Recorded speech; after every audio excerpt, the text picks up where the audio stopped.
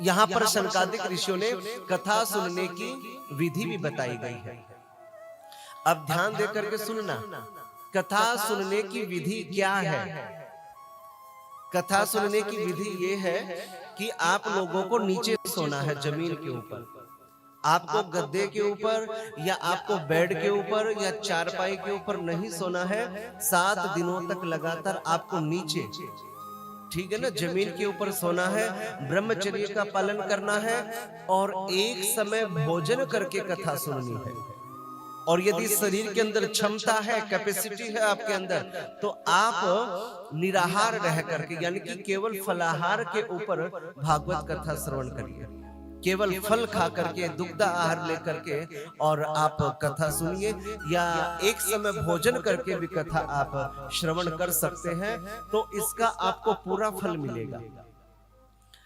यहाँ पर बहुत सुंदर शनकादिक कुमारों ने इसकी विधि बताई गई है कि कैसे कैसे कथा के नियम होते हैं और कैसे कैसे कथा सुननी है। और 7 दिनों तक लगातार अपने मन से किसी की निंदा नहीं करनी, किसी की चुगली नहीं करनी, ठीक है ना।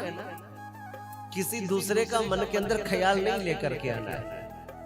तुम्हारी जिह्वा के ऊपर, तुम्हारी वाणी के ऊपर केवल भगवान का नाम ही निकलना चाहिए, सुबह से लेकर के शाम तक।